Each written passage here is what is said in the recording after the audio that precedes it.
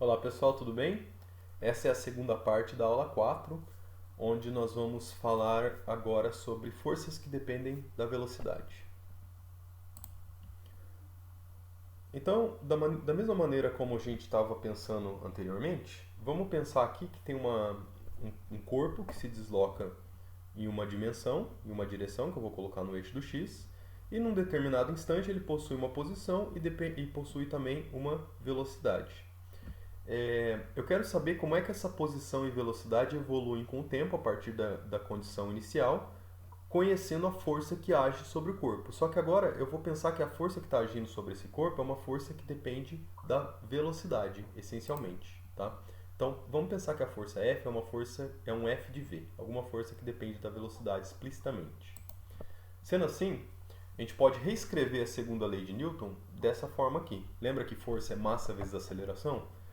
Mas a aceleração, por sua vez, é a derivada da velocidade em relação ao tempo, né? Então, se a força depende da velocidade, nós podemos isolar tudo que depende da velocidade, a gente deixa de um lado da equação, que no caso aqui é o dv e a força F, que é um F de V, e tudo que não depende da velocidade a gente joga para o outro lado, que no caso é só a massa e o dt, o intervalo de tempo dt. Por integração, eu integro os dois lados dessa equação. Essa integral do lado direito aqui é bem fácil de resolver, né? 1 sobre m é uma constante, integral de dt é o próprio intervalo de tempo. Já a integral do lado esquerdo, ela depende de como é a função f. Então, eu vou deixar ela simplesmente desse jeito, né? No formato de integral. Então, isso aqui me dá uma relação entre velocidade e tempo. Do lado direito da equação nós temos o tempo, do lado esquerdo da equação nós temos a velocidade. O que a gente espera obter dessa expressão é como que a velocidade se relaciona com o tempo. Vamos ver como é que isso aqui funciona num exemplo. O primeiro exemplo que a gente vai analisar é o exemplo de um barco que se desloca sobre a superfície de um rio. Só que esse barco ele sofre a ação de uma força resistiva, porque a água ela oferece resistência à passagem dos objetos.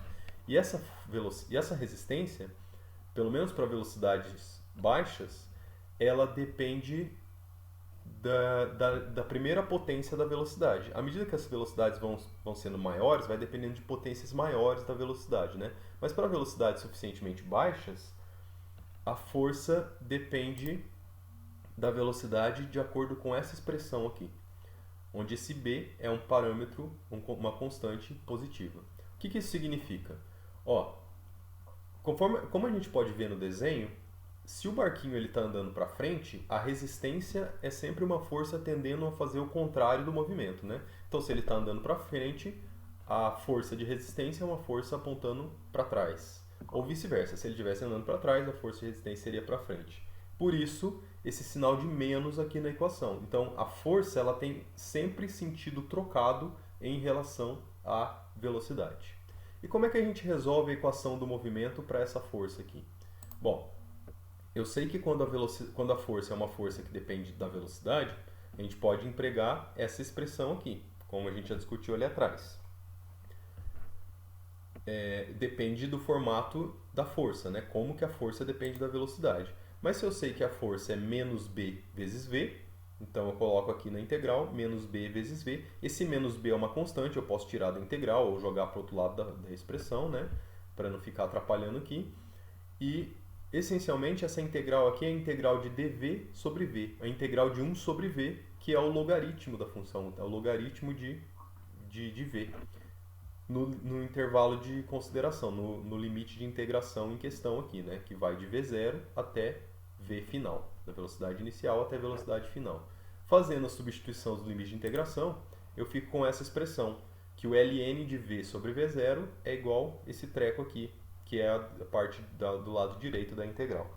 Ou ainda eu posso exponenciar os dois lados dessa equação e chego nessa expressão finalmente, que a velocidade varia com o tempo de acordo com essa fórmula. Ou seja, a velocidade do barquinho varia com o tempo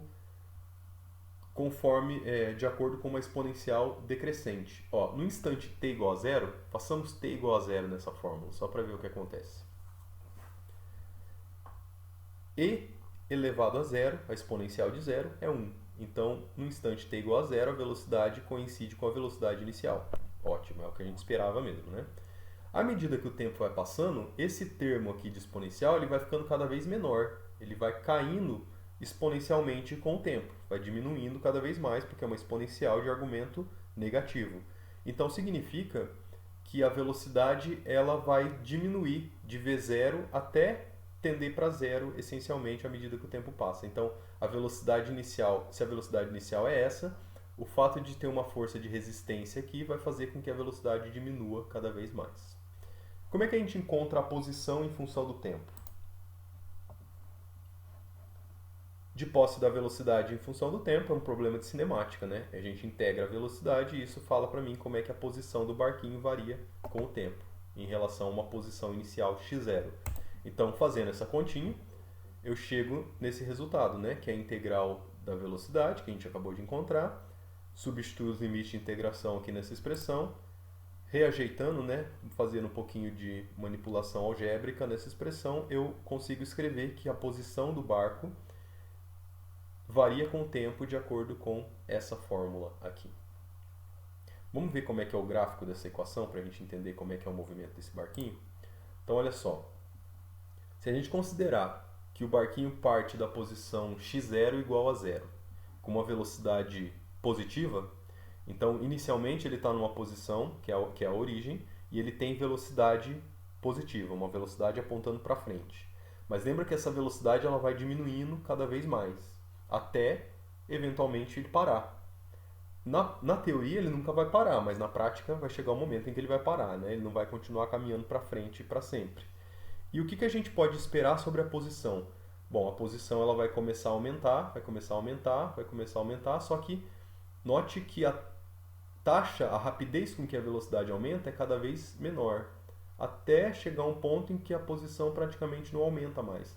Então a posição ela tende assintoticamente para um valor, o qual eu não calculei aqui e vou deixar como exercício para vocês. Vocês vão calcular qual é esse valor assintótico aqui para o qual a posição do barco tende, ou seja, para quantos metros ele vai caminhar para frente devido ao efeito dessa força resistiva.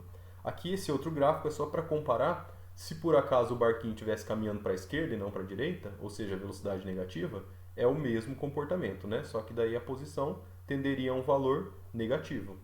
Tá? Os limites os limites assintóticos aqui e aqui são iguais em módulo, só com a única diferença de que são com sinais trocados, né? Esses vocês vão calcular depois. Um outro exemplo que eu queria discutir também é esse exemplo aqui, o exemplo de queda livre. Não é bem queda livre, porque quando a gente trata o problema de queda livre, a gente supõe que nada mais interfere no movimento de queda a não ser a ação da gravidade. Agora, eu vou considerar que, além da ação da gravidade, que faz com que as coisas caiam, que a gente já bem conhece, existe também uma força de resistência do ar, que também, para velocidades baixas, suficientemente baixas, é uma força, essa força de resistência ela cresce linearmente com a velocidade, assim como a velocidade lá do barquinho. Então, essa maçã ela está caindo sob a ação da gravidade, veja, tem a força peso puxando ela para baixo, mas tem também uma força de resistência do ar que aparece aqui, que ela é tão maior quanto maior for a velocidade. Então, se a velocidade é pequena, a resistência do ar praticamente não existe. Mas se a velocidade é grande, a resistência do ar vai ser maior e maior à medida que a velocidade cresce. Então, a força ao qual essa partícula aqui está sujeita é a soma dessas duas forças aqui, né? Eu tenho a força peso apontando para baixo e tenho também a força de resistência do ar, que tem sempre sentido contrário da velocidade. Então, essa é a força que age sobre a partícula. É uma força que depende da velocidade. A gente pode ver explicitamente que depende de v aqui, né? Então, fazendo essa continha, usando o mesmo princípio, o mesmo esquema que nós utilizamos para resolver o problema do barquinho lá atrás, o que a gente precisa fazer é resolver essa integral. Do lado direito já está tudo feito, do lado esquerdo eu preciso resolver a integral da força aqui no denominador, né? Então, no lugar de F, eu vou colocar a força, que é menos mg menos bv. Então, eu coloco aqui mg mais bv. O sinal de menos desapareceu só porque eu joguei ele para o outro lado ali, né? para não ficar aqui no meio da integral.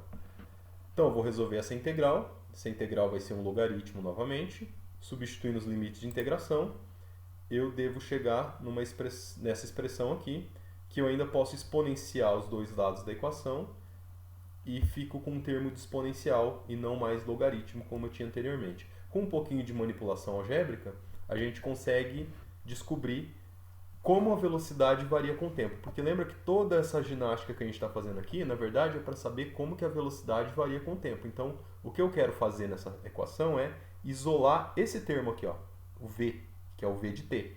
Isso aqui, ó, esse é o cara que eu quero descobrir quem é. Então, isolando esse cara nessa equação, eu devo obter essa expressão aqui. Todas essas contas que eu estou fazendo, todas essas contas que eu estou apresentando para vocês, eu gostaria muito que vocês refizessem com todos os passos, com todos os detalhes, da maneira que vocês conseguirem entender e explorar mais esses resultados. Muito bem, então isso fala pra gente como é que a velocidade varia com o tempo. Olha só, é uma partícula em queda sob a ação da gravidade. A gente esperava que no movimento uniformemente variado, a equação do movimento de queda livre, né, fosse parecido com o do movimento uniformemente variado, como era antes. Mas agora existe uma força extra agindo no problema, que é essa força de resistência do ar. E isso faz com que a velocidade fique bem diferente, né? Note que ó, essa expressão aqui ela é bem diferente da do movimento uniformemente variado, né? Sabendo essa velocidade, eu posso integrar e achar a posição. Só que antes de fazer isso, eu vou assumir aqui alguns valores iniciais para a gente simplificar um pouquinho a expressão da velocidade. Então vamos supor que esse corpo, a maçã, ela é abandonada a partir do repouso lá do topo desse prédio que tem a altura h. Então a posição inicial é h, a velocidade inicial é 0. Fazendo essas substituições lá na expressão da velocidade, né, ó, esse termo v0 desaparece, simplifica um pouquinho a equação. Então, integrando esse cara aqui, eu posso saber como é que a posição varia com o tempo. A posição é a integral da velocidade, faço a integral, substituo os limites de integração e chego por fim que a posição da partícula é dado por essa expressão aqui. Então, essa é a função horária de um corpo em queda livre, bem diferente da equação horária do movimento uniformemente variado que nós estamos acostumados, né?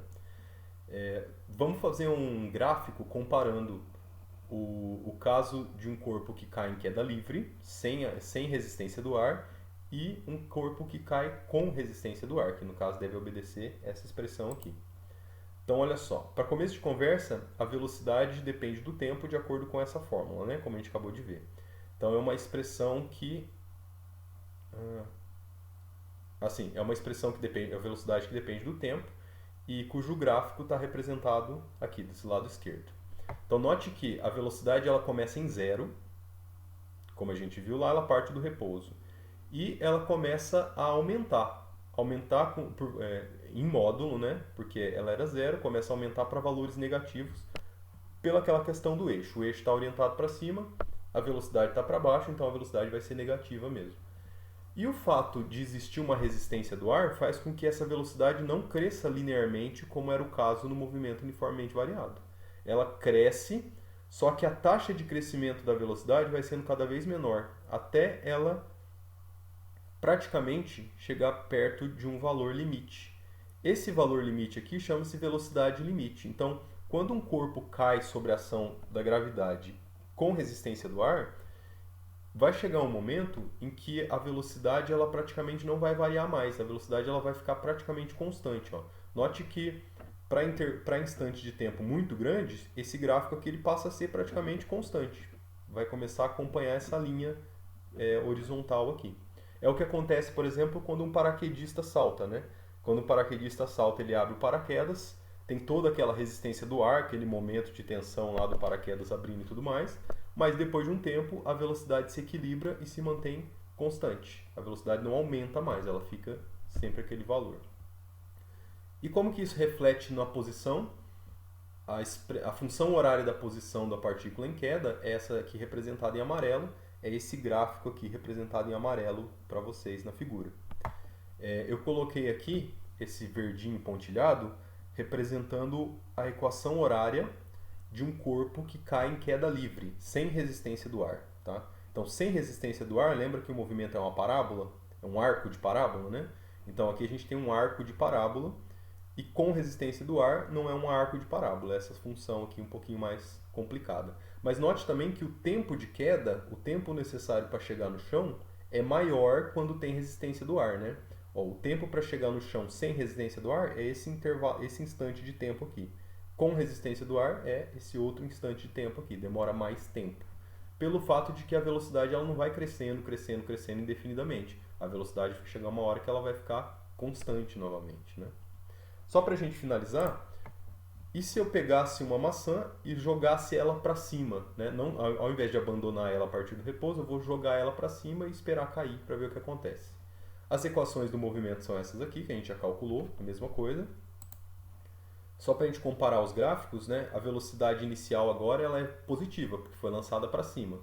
Então a velocidade vai diminuindo, diminuindo até chegar em zero, que é o ponto máximo da trajetória, e começa a cair e eventualmente vai estabilizar, vai tender a um valor constante, da mesma maneira como a gente analisou anteriormente. Enquanto que a posição ela obedece essa função aqui representada em amarelo. A parte tracejada em linha verde representa o corpo em queda, um corpo que é lançado para cima, mas sem resistência do ar, né? Então note que sem resistência do ar, o tempo de queda é menor, assim como anteriormente, que a gente já tinha discutido, e também a altura máxima atingida é maior, né? Sem resistência do ar, você joga uma coisa para cima, vai atingir uma altura maior do que com resistência do ar, né? Que atinge uma altura um pouquinho menor. Ok? Muito bem. Então, esses foram exemplos onde a força depende da velocidade. Na próxima aula, nós vamos estudar o teorema da energia e forças que dependem da posição.